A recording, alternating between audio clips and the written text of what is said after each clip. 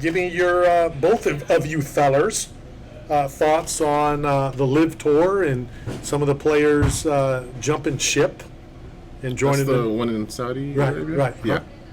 I mean, power to them. They're making crazy money doing it, so why not? I mean, that's your Well, job. the problem is, and again, it's the world we live in, but there's some things that happen in the Arab countries that most civilized people don't like.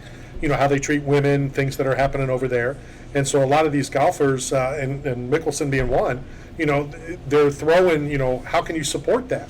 And they're saying, hey, we have nothing to do with that. We're just playing for them.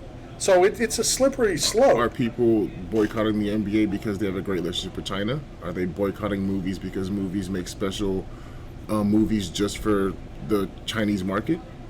No. Okay, so why are you mad at an athlete for getting paid to do what he does? Like, it's not his job. He's not a politician. Well, and I'm not. I agree with you there. No, I agree with you there. What I don't like is that PGA golfers are ripping fellow golfers who are leaving. And Rory McIlroy's made comments like, you know, this is where the competition is. Guy's making $100 million to go leave. Yeah. Are you kidding me? When David Beckham left the Premier League to come to the U.S. because they offered him $200-something million, it's not. Yeah, like I've won. Phil Mickelson, he's not his first time playing golf. Like, he's won majors and he's had a great career. Now he wants to go make some money. How are you upset with him for taking that opportunity? You know, and I feel like the people who are mad is because maybe you didn't get the opportunity to go as well. Sure. There's a little bit of jealous undertone. I don't think that's the case. Not that one, because I think every single one got approached. Yeah.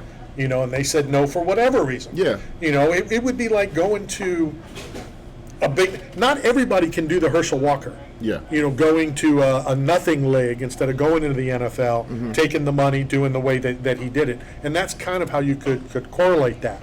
You know, some of a former number one in the world is one of the ones that went over there. Brooks Koepka just left. Yeah. The funny thing about him was at the U.S. Open, he's like, why are we talking about this at the U.S. Open? You know, making it sound like he was against it. Yeah. Plays in the U.S. Open, and like a day or two later, everything on his website's down because now he jumped over there as well. I don't have a problem with anybody playing, working, earning. I'm still waiting for you to find another radio show. What are you talking about? Caleb and I are joining forces. The Ebony and Ivory show. You know, it's how do you tell somebody else how to handle their career?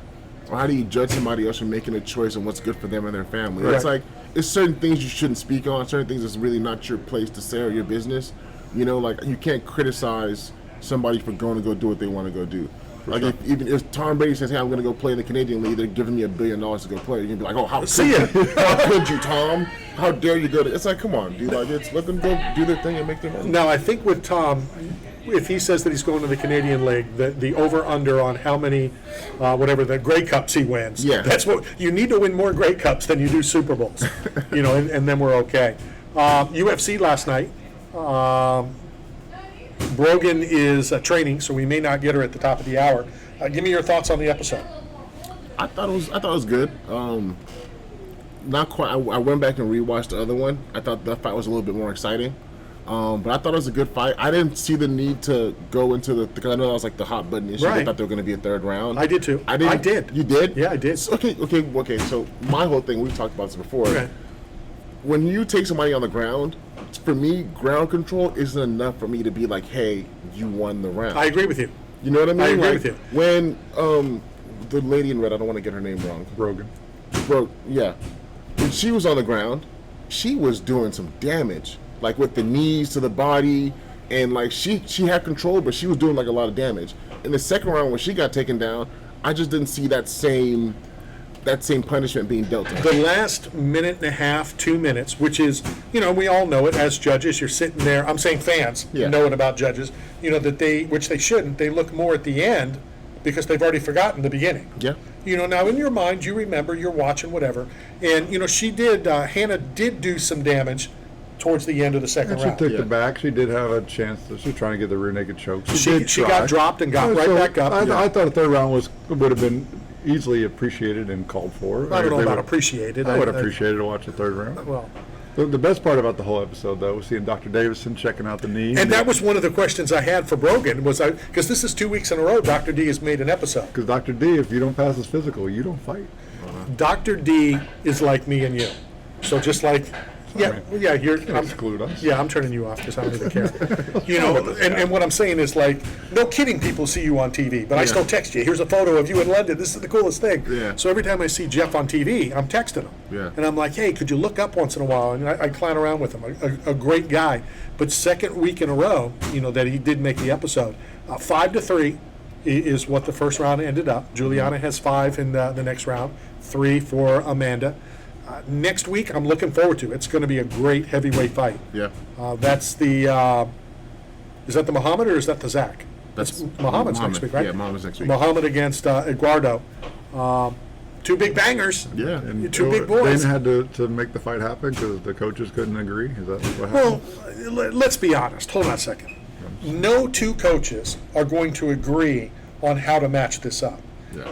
Any coach that's worked their salt, and I know I took a beating for this, and I got almost banned on Facebook for making the comment about 88, your goalie for the Tampa Bay Lightning. Yeah. I said if I was Vaz, I would have skated over to John Cooper and punched him in the mouth.